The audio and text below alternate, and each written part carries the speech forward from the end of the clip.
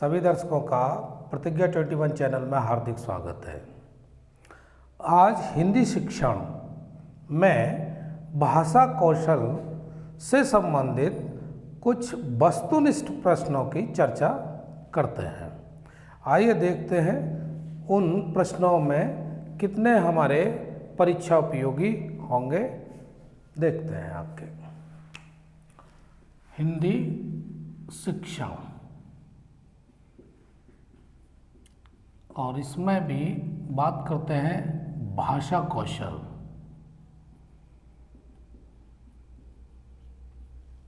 पहला प्रश्न देखते हैं, भाषा शिक्षण का आदर्श वातावरण है। ये प्रश्न और इनके 4 ऑप्शन। नंबर 1, विद्यार्थियों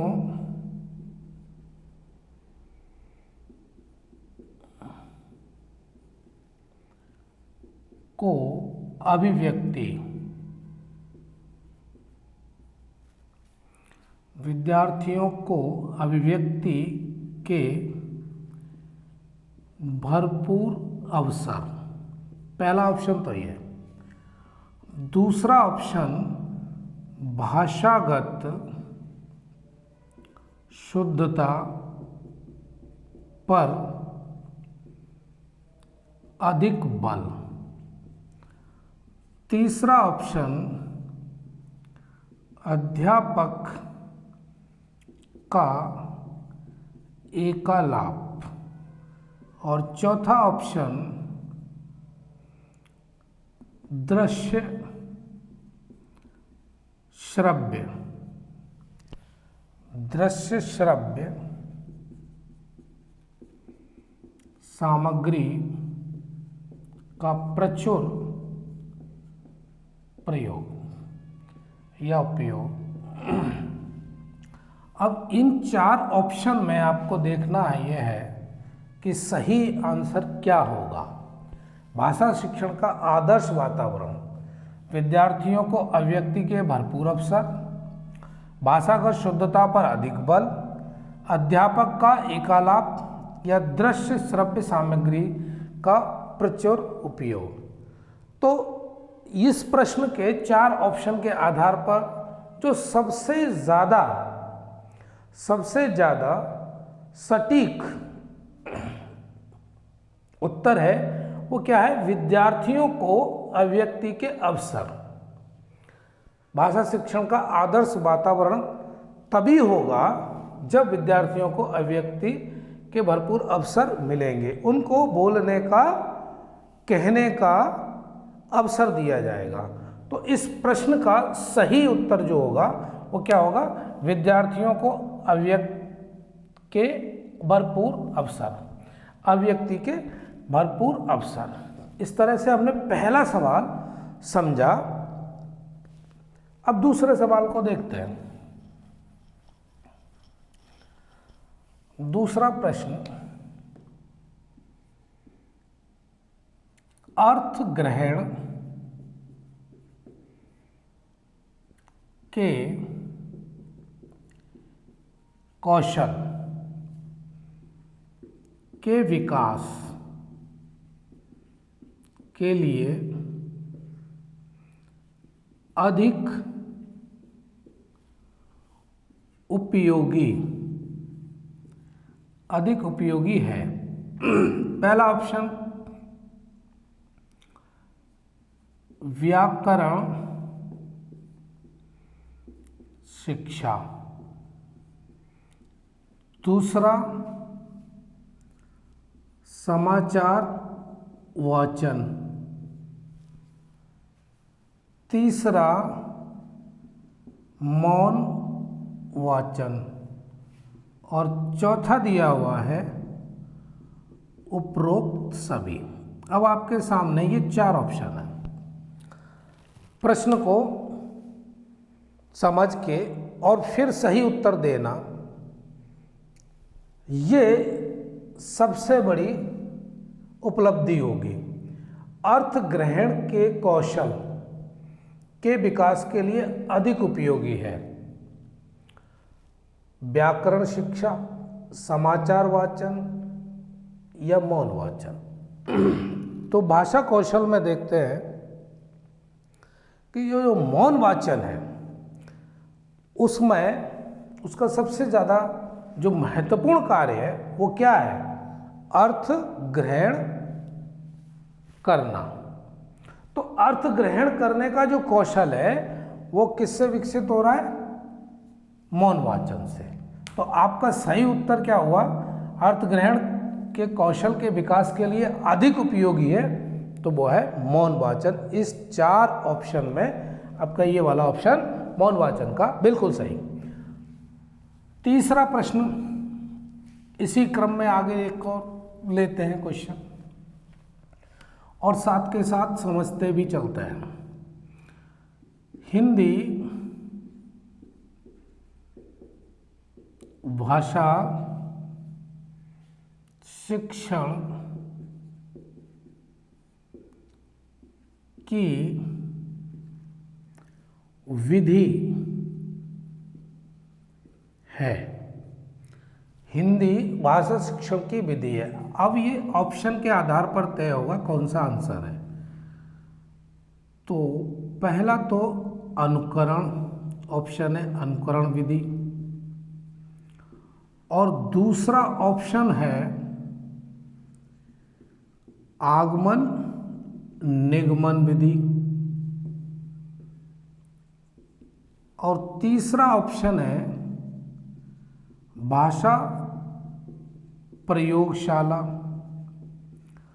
और चौथा ऑप्शन है उपरोक्त सभी।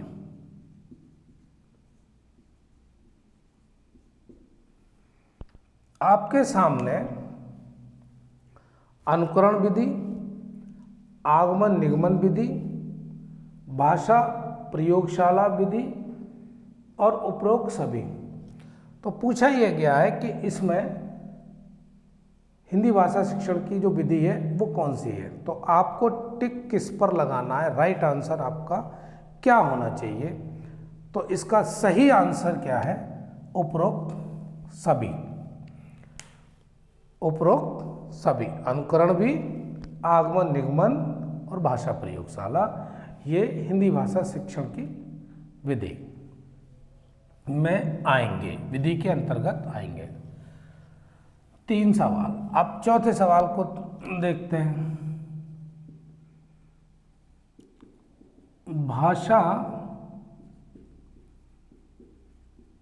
कौशलों में सबसे पहले किस कौशल, भाषा कौशलों में सबसे पहले किस कौशल का विकास करना चाहिए? प्रश्न ये है, और ऑप्शन पहले नंबर पर लेखन, दूसरा ऑप्शन पर वाचन, तीसरा ऑप्शन क्या दिया है? श्रवण, और चौथा ऑप्शन है उच्चारण। तो भाषा के जो 4 कौशल हैं उनमें सबसे पहले किस कौशल की बात की गई है? वो की गई है श्रवण। जब बालक सुनेगा और सुनने के बाद उत्तर देगा यानी बोलेगा, तो सबसे पहले क्या है? सुनना। पहले विकसित करना है हमको कौन सा कौशल? श्रवण कौशल। भाषा कौशलों में सबसे पहले किस कौशल का विकास करना चाहिए? तो भाई श्रवण का करना चाहिए। अगला प्रश्न देखते हैं।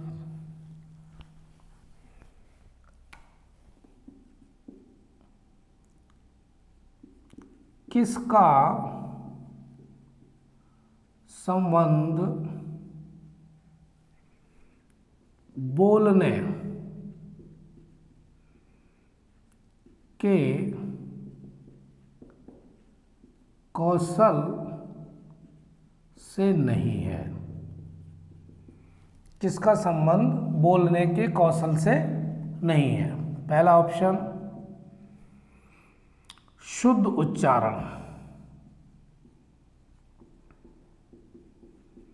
और दूसरा ऑप्शन स्वर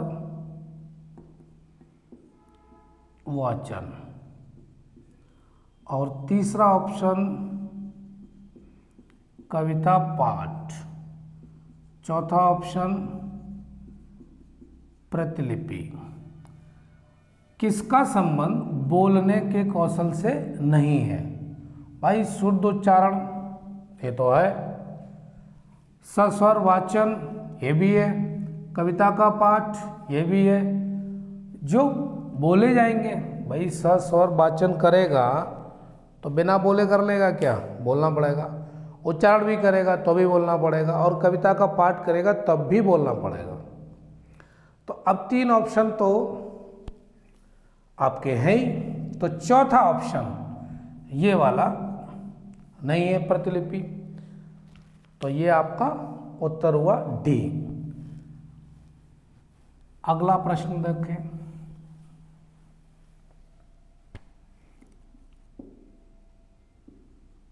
भाषाई ज्ञान का मूल्यांकन, भाषाई ज्ञान का मूल्यांकन होता है। पहला ऑप्शन मात्र लिखित परीक्षा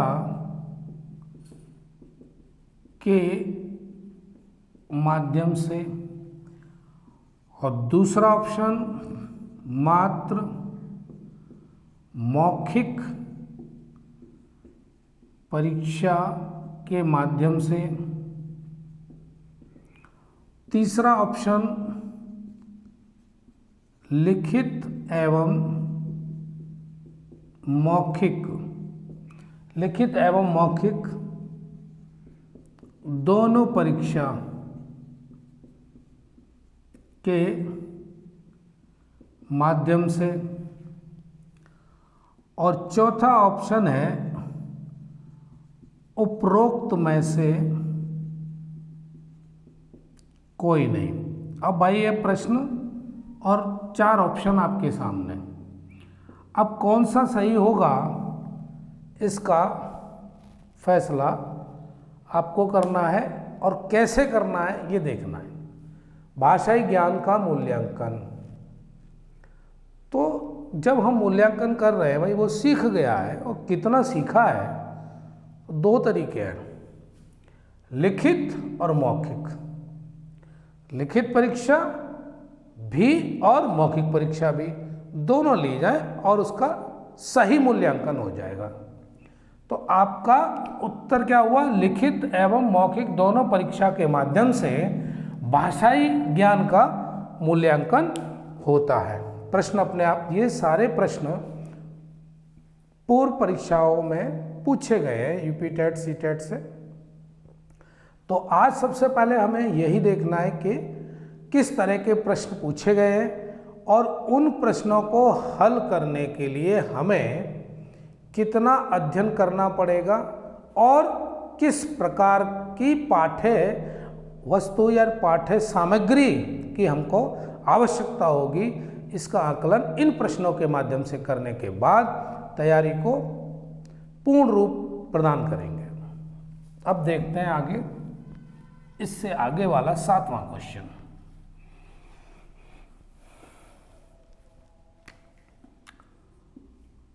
बच्चे की भाषाई क्षमता के आकलन का सही तरीका यह नहीं है। भाई प्रश्न क्या पूछ लिया? नहीं। इस तरह के सवाल हमारे अक्सर गलत होते हैं क्योंकि इसमें नहीं जुड़ा हुआ है। बच्चे की भाषाई क्षमता के आकलन का सही तरीका है नहीं पूछा, उसने पूछा है तरीका यह नहीं है। अब कौन सा ऑप्शन? पहला ऑप्शन है बच्चे के व्यक्तिगत आकलन। दूसरा, बच्चे का सामूहिक आकलन। और तीसरा,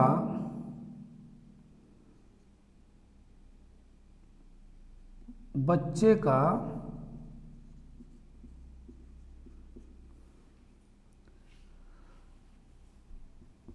बच्चे द्वारा स्व आकलन। और चौथा, पेपर पेंसिल आकलन। अब यहाँ पर 4 ऑप्शन देखने को मिल रहे हैं। बच्चे की भाषाई क्षमता के आकलन का सही तरीका नहीं है, तो यहाँ पर क्या तरीका सही नहीं है? पेपर पेंसिल आकलन, बच्चे द्वारा स्व आकलन, बच्चे का सामूहिक आकलन या बच्चे के व्यक्तिगत आकलन। तो यहाँ पर सही आंसर है इसका पेपर पेंसिल आकलन।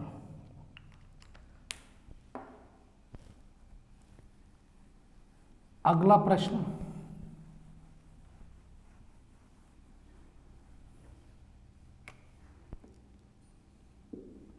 भाषा के बारे में कौन सा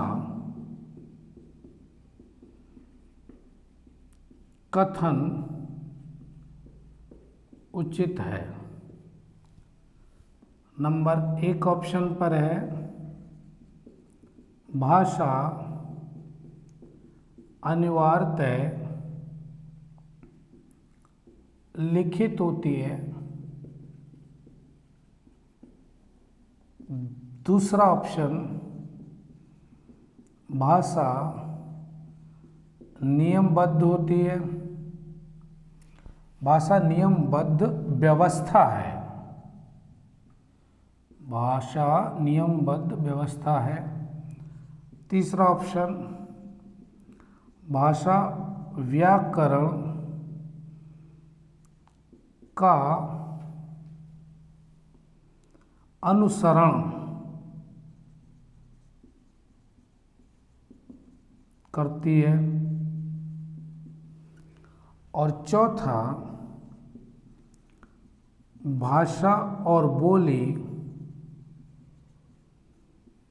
में कभी भी कोई भी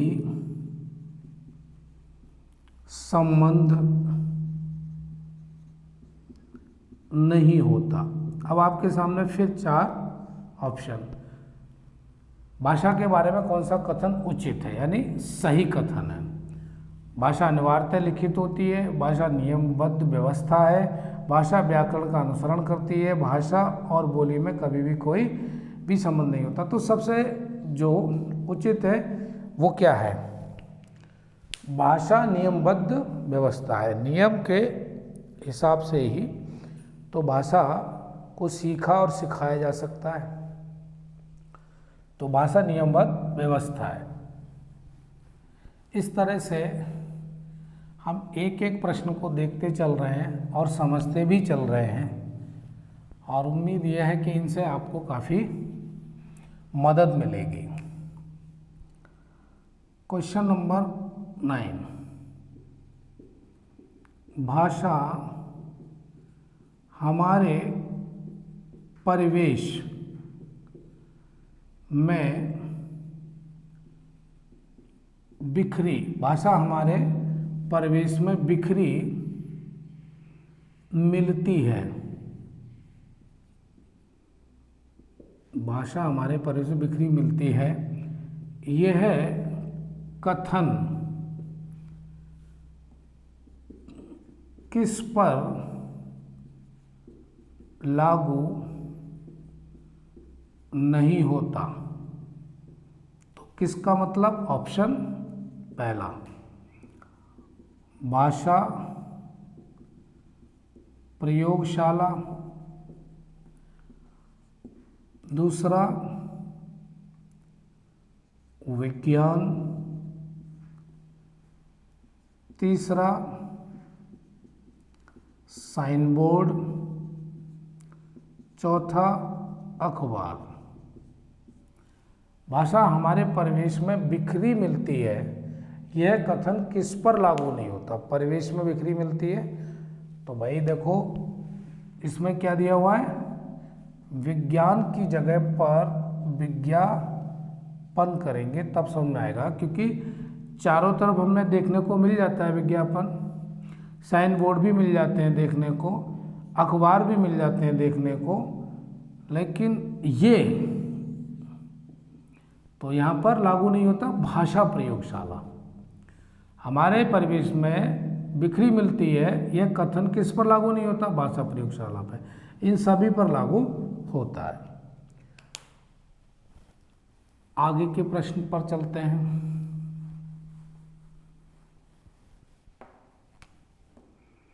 प्रश्न नंबर 10, हिंदी भाषा शिक्षण, हिंदी भाषा शिक्षण का एक मुख्य उद्देश्य है। पहला ऑप्शन भाषा का ज्ञान देना, दूसरा ऑप्शन प्रश्न पूछने, अपनी बात, प्रश्न पूछने कौमा अपनी बात कहने का अवसर प्रदान करना, तीसरा ऑप्शन मौन पठन के बाद शब्दार्थ कराना, और भाई चौथा ऑप्शन है व्याकरण के नियम कंठस्थ कराना। अब यहाँ पर क्या है, ये चार ऑप्शन आ गए, चार ऑप्शन में से एक सही होगा ही। हिंदी भाषा शिक्षण का मुख्य उद्देश्य है भाषा ज्ञान देना, प्रश्न पूछना, ये तो हो ही नहीं सकता। मौन पठन के बाद शब्दार्थ, व्याकरण के नियम कंठस्थ कराना। अब इन सब में ज़्यादा इम्पोर्टेंट है वो ये, क्योंकि भाषा का ही तो ज्ञान देना है। हिंदी भाषा शिक्षण का एक मुख्य उद्देश्य क्या है? इन चारों में अगर ये लग रहे हैं चारों ही ऑप्शन सही हैं, लेकिन उसमें भी हमको ये देखना है सबसे ज़्यादा तो उद्देश्य तो यही है ना, भाषा का ज्ञान देना। अगले प्रश्न पर चलते हैं।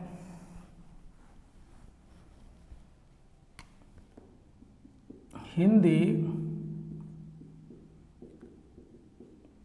भाषा की कितनी बोलियां हैं?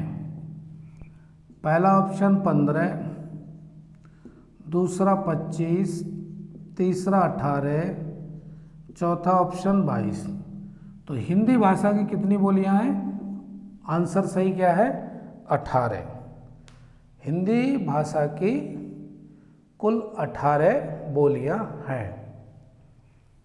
चलिए भाई आगे के प्रश्न की ओर।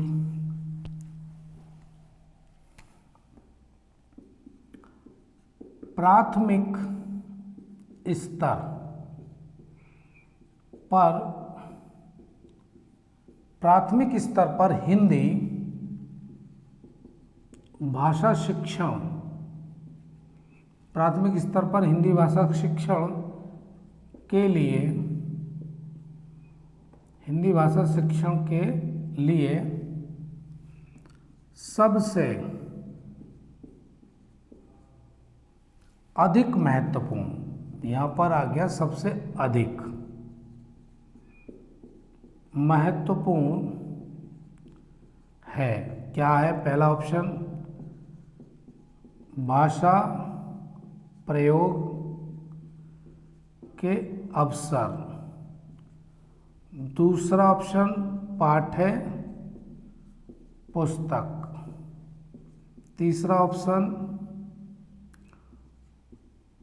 उच्च स्तरीय तकनीकी यंत्र, और चौथा ऑप्शन है व्याकरण के नियमों का स्मरण। लो भाई, ये 4 ऑप्शन आ गए आपके सामने। अब यहाँ क्या देखना है? प्राथमिक स्तर पर हिंदी भाषा शिक्षण के लिए सबसे अधिक महत्वपूर्ण क्या है? भाई भाषा प्रयोग के अवसर दिए जाए, ठीक है ना। तो सबसे ज़्यादा जो महत्वपूर्ण है, सबसे अधिक महत्वपूर्ण, तो भाषा प्रयोग के अवसर, ये आंसर होगा। सही आंसर क्या होगा? ये पाठ्य पुस्तक, उच्च स्तरीय तकनीकी यंत्र, व्याकरण के नियमों का स्मरण, ये नहीं है आपका आंसर ए। आगे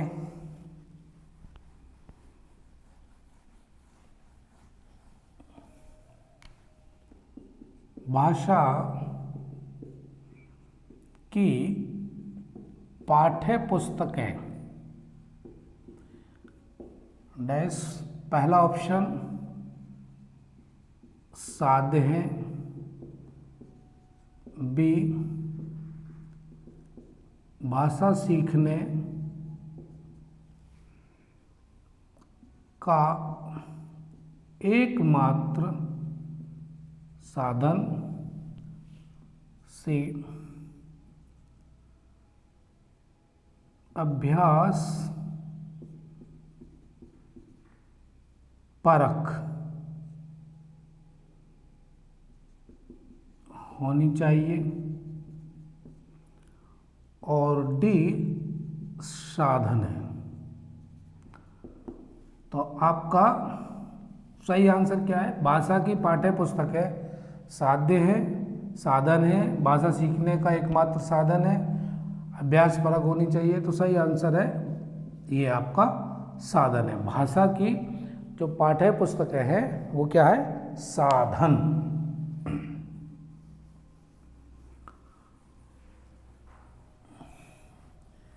अगले प्रश्न,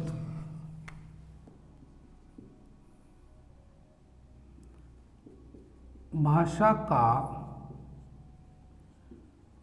प्रमुख प्रकार है, भाषा का प्रमुख प्रकार है। नंबर, पहला ऑप्शन लेखन क्षमता, दूसरा ऑप्शन प्रतिवेदन लेखन, तीसरा ऑप्शन भाषण देना, चौथा ऑप्शन संप्रेषण। तो ये तो हिंदी मातृभाषा है, आसानी समझ में आती है। भाषा का प्रमुख प्रकार है, तो यह शब्द जो आ गया ना वो प्रमुख आ गया, तो उसमें क्या है? संप्रेषण। सही आंसर क्या हुआ? संप्रेषण। लेखन क्षमता, प्रतिवेदन लेखन, भाषण देना, ये नहीं है। भाषा का प्रमुख प्रकार क्या है? संप्रेषण। ये सही आंसर होगा। आगे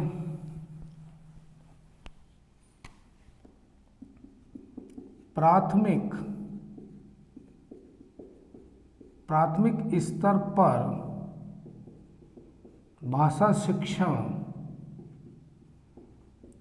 का उद्देश्य, प्राथमिक स्तर पर भाषा शिक्षण का उद्देश्य है। पहला ऑप्शन व्याकरणिक नियमों को कंठस्थ करना,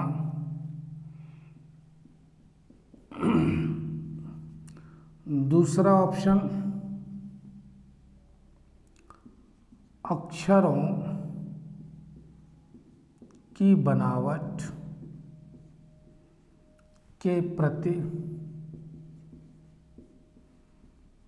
सचेत करना, तीसरा ऑप्शन सहज अभिव्यक्ति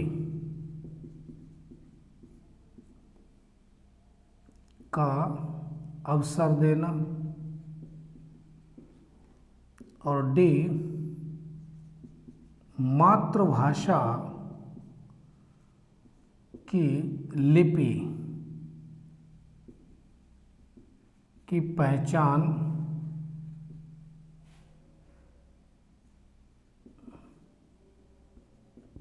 कराना। तो अब ऑप्शन ये चारों फिर आपके सामने है। सवाल ये, प्राथमिक स्तर पर भाषा शिक्षण का उद्देश्य है। तो प्राथमिक स्तर पर तो बालक बहुत छोटा होता है, तो वो ये क्या नियम को कंठस्थ करेगा, वो तो पहले ये देखिएगा ना, अक्षरों के बनावट के प्रति सचेत करना, कौन सा अक्षर कैसे बनता है, क्योंकि शब्द आया है प्राथमिक स्तर, तो इसका मतलब है प्रारंभिक तौर पे बच्चा क्या है, अक्षर को बनाना ही सीखता है। तो अक्षरों की बनावट के प्रति सचेत करना, ये भाषा शिक्षण का उद्देश्य है प्राथमिक स्तर पर। अगला प्रश्न,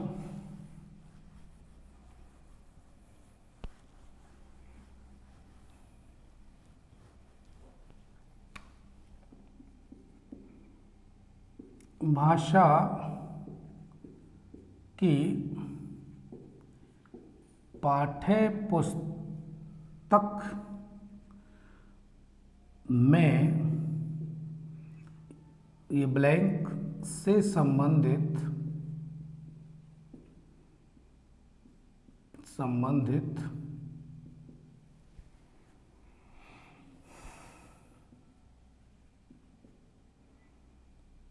पाठ लेने चाहिए।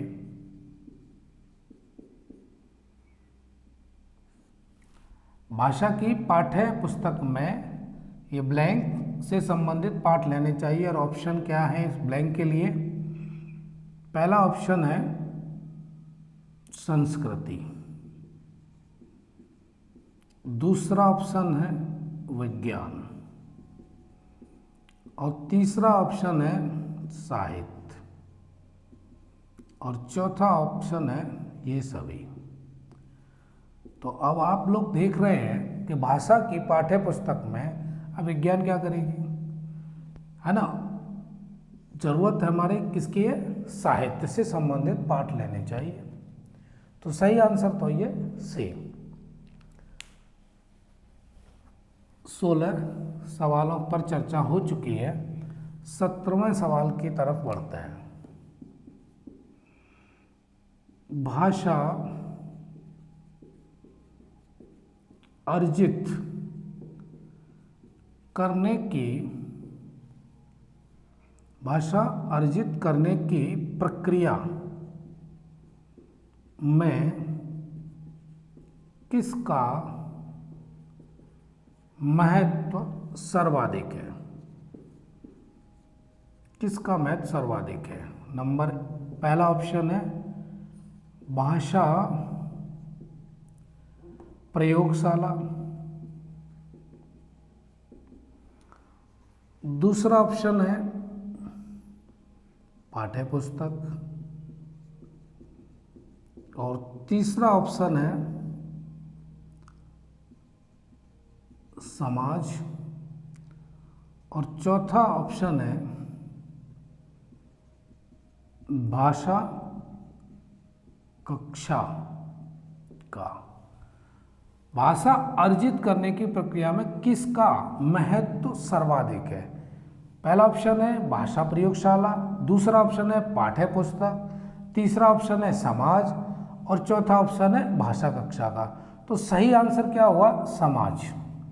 ये आपका बिल्कुल सही आंसर है, समाज, क्योंकि समाज के अंतर्गत ही बालक का जो भाषा का विकास होगा वो समाज में रहकर ही होगा। तो सबसे पहले यही आंसर, भाषा अर्जित करने की प्रक्रिया में किसका महत्व सर्वाधिक है? तो समाज का सर्वाधिक है। तो ये आपका आंसर होगा। आगे, इसके आगे प्रश्न देखते हैं।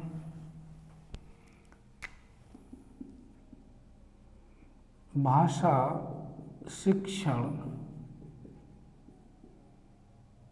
शिक्षण में पाठ्य पुस्तक, भाषा शिक्षण में पाठ्य पुस्तकों के अतिरिक्त, भाषा शिक्षण में पाठ्य पुस्तकों के अतिरिक्त कौन सबसे कम प्रभावशाली है? सबसे कम प्रभावशाली है कौन? पहला ऑप्शन प्रश्नों के उत्तर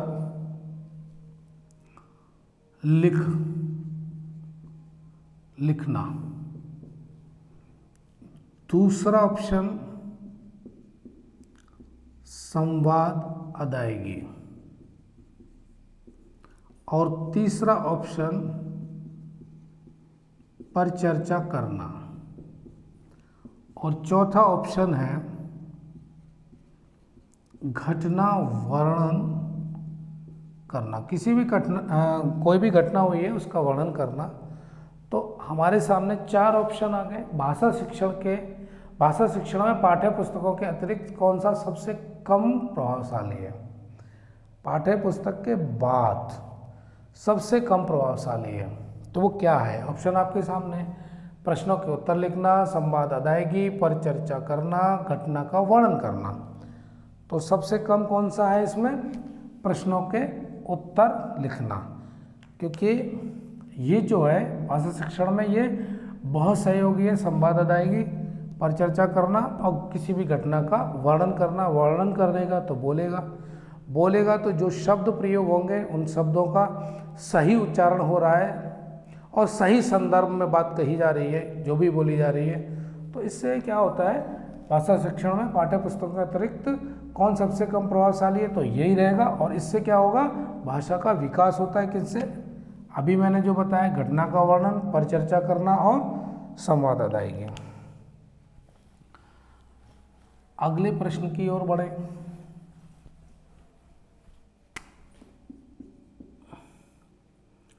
बालकों के शब्दकोश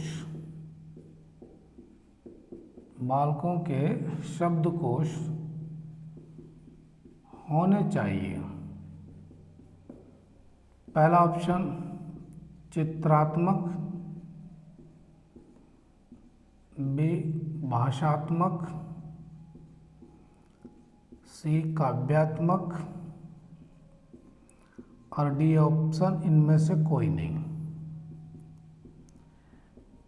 नहीं। बच्चे तो वैसे भी अपनी पुस्तकों में चित्र देखना सबसे पहले उनके लिए रोचक लगता है, आकर्षक लगता है। तो पुस्तकें बच्चों के लिए देखते ही आ रहे हैं, चित्रों से पूरी तरह बनी होती हैं। तो कैसा होना चाहिए?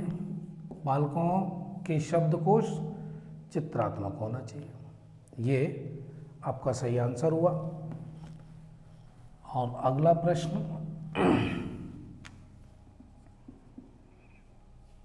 बलाघात का प्रयोग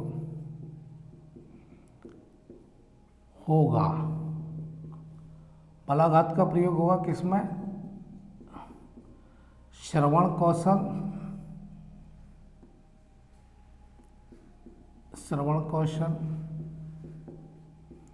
दूसरा ऑप्शन है बोलने के कौशल, बोलने के कौशल में। और तीसरा ऑप्शन पठन कौशल में। और चौथा ऑप्शन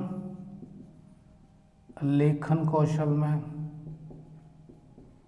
4 ऑप्शन आपके सामने ये दिए हुए हैं। बलाघात मतलब बोलना। कौन सा अक्षर हिंदी में